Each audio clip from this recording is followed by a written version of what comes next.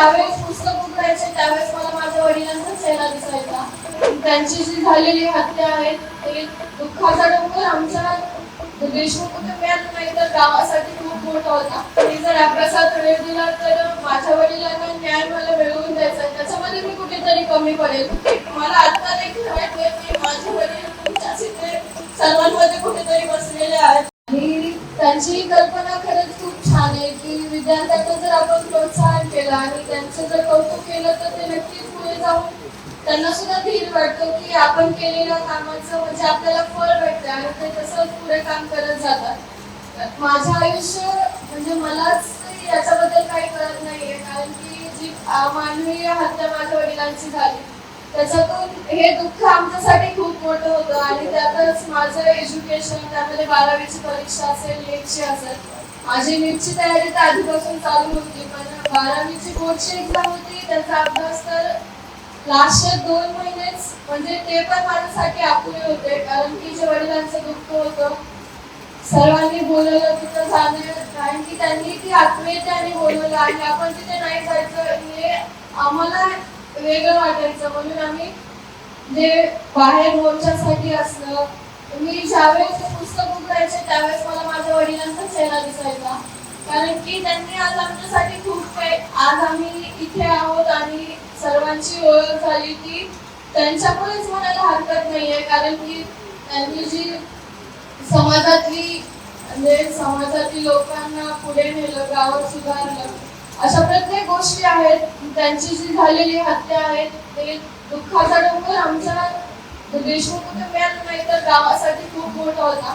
तर या महाराष्ट्राने दिलेली साथ, त्याच्यामध्ये माझे तर अभ्यासात कसलाच मन लागत नव्हतं, पण एकीकडे कुठेतरी विचार केला तर वाटायचं की बाबा सोबत नाहीये, त्यांच्याशिवाय जीवन जगणं खूप अवघड आहे. पण नंतर जी तुम्ही दिलेली आम्हाला साथ आहे आणि मला सतत वाटायचं मी जर अभ्यासात वेळ दिला तर माझ्या वडिलांना न्याय मला मिळवून द्यायचा, त्याच्यामध्ये मी कुठेतरी कमी पडेल. ज्यावेळेस तुमच्या सर्वांचा हात आमच्या हातात आला, तुम्ही चाचाच्या आमच्या कुटुंबाच्या पाठीमागे खंबीरपणे उभा राहिलात, मला त्यावेळेस ते कुठेतरी वाटलं की माझ्या वडिलांना न्याय मिळवून देण्यासाठी आपण सर्व आहोत, सर्वजण. आणि तुम्ही तर म्हणजे अशा आमच्या पाठीमागे आहात की तुम्ही आमची साथ कधीच सोडणार नाही हा विश्वास मला आहे. जसं न्याय व्यवस्था नाही तर आमच्या पुढील वाटचालीसाठी जे माझे लहान भावंड आहेत त्यांना सुद्धा तुमची खरंच खूप गरज आहे. जसं तुम्ही आजपर्यंत आम्हाला साथ दिली तशी आमच्या पुढील आयुष्यात देखील तुम्ही साथ द्या. मी तुम्हाला विश्वास देते की जसं तुम्ही आमच्या म्हणजे माझ्या वडिलांच्या डोळ्यात जसं आमच्याबद्दलचं स्वप्न होतं, त्यांना आम्हाला पूर्ण मोठं झालेलं पाहायचं होतं, पण आमच्या आयुष्यात ही वाट आमच्या आयुष्यात येईल हे आम्हाला देखील वाटलं नव्हतं, कारण की आमचे जे स्वप्न होते त्यांच्याबद्दल त्यांच्या डोळ्यात जे आमच्याकडून त्यांनी पाहिलेलं स्वप्न होतं आणि आम्हाला ते स्वप्न पूर्ण करून दाखवायचंय. आम्ही ते नक्कीच पूर्ण करून दाखवू, पण या वाटेवर आम्ही असू की ते आमच्या त्या स्वप्नामध्ये नसतील, पण वडीलधाऱ्या चाचा वडील गेल्यानंतर चाचा आणि तुम्ही सर्व वडीलधारे जे लोक आहात त्यांनी माझ्या वडिलांच्या नंतर तुम्ही खरंच मला खूप साथ दिली, त्याबद्दल मी तुमचे खरंच आभार मानते. आणि सक्सेस म्हणजे मला असं वाटतं की सक्सेस एक अशी गोष्ट आहे की ती संकटानेच पूर्ण होते. संकट म्हणजेच सक्सेस, संकटातूनच आपण शिकतो की आपल्याला पुढे कसं जायचंय आणि संकटांना आपण खरंच तोंड दिलं पाहिजे, कारण की जर आपण त्या संकटांना तोंड नाही दिलं तसंच घाबरून घरात बसलो आणि त्या संकटाची जर भीती बाळगली तर त्या संकटांना काही अर्थच राहत नाही. जर त्या संकटांना आपण पूर्ण केलं तर जी शक्ती आहे, जो देव आहे तो आपल्याला संकट पाठवतच असतो. आयुष्यात संकटांनी पूर्ण भरलेले, पण त्याच्यातून संकट झाल्यानंतर तर आपण विचार करत बसतो की हे संकट आलंय मला खूप मोठे, की त्याचा विचार करत बसतो तर आपल्याला पुढे जाण्याचा मार्गच काही दिसत नाहीये. पण त्या संकटातून आपण काही पॉझिटिव्ह गोष्टी घेतल्या की हे संकट आलं आणि संकट असे नसतात की ते कधीच पूर्ण होत नाही. संकटातून आपण नवीन काहीतरी शिकलो तर ते संकटही आपल्याला खूप छोटे वाटतात. माझं जे यश आहे ते माझ्या वडिलांमुळे आणि तुमच्या सर्वांच्या साथीमुळे.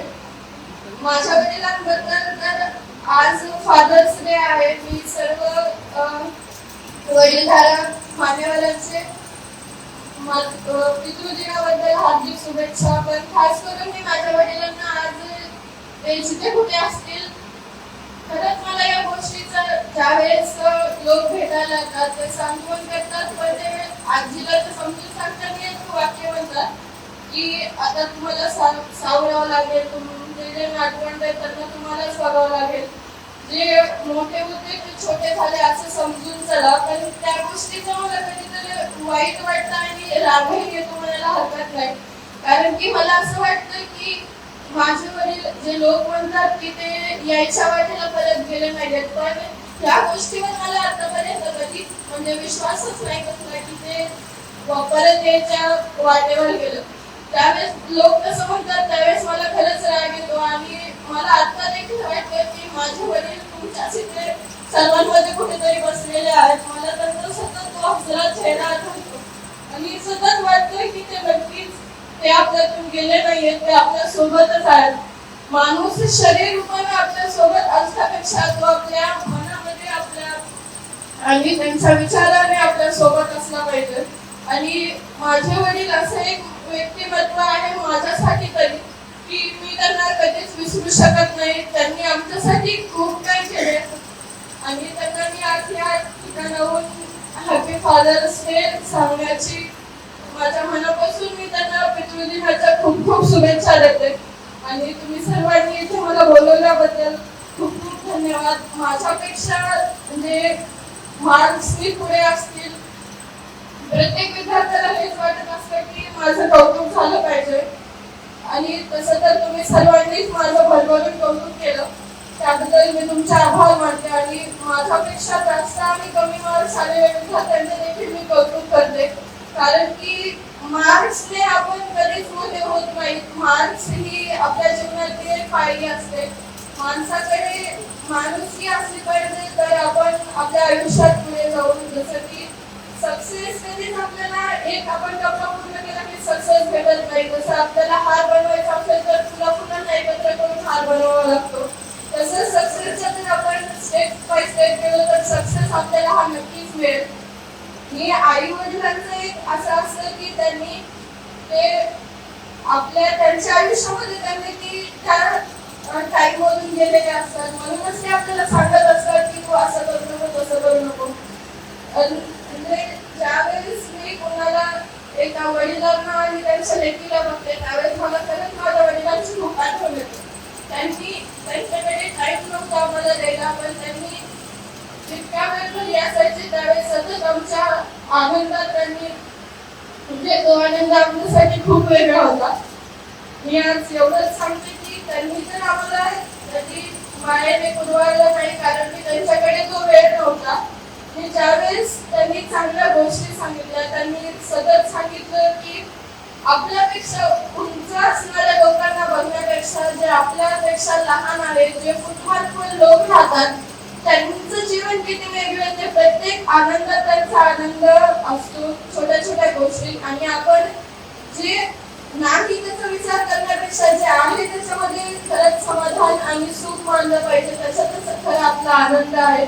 त्यांच्या त्या गोष्टी त्यांचे ते विचार आम्हाला सतत सतत आठवत राहतात आणि ते आमच्यातून गेले नाहीयेत. आपल्या सर्वातच ते आहेत. मला प्रत्येक मोर्चात प्रत्येक कार्यक्रमात असं वाटत असतं की माझे वडील माझ्या समोर आहेत, ते मला ऐकतात आणि त्यांनी जे आज ते कुठेतरी असतील तरी त्यांच्या आशीर्वादाचे हात आणि तुमच्या सर्वांच्या आशीर्वादाचे हात आमच्या पाठीवर राहू द्या एवढीच अपेक्षा करते.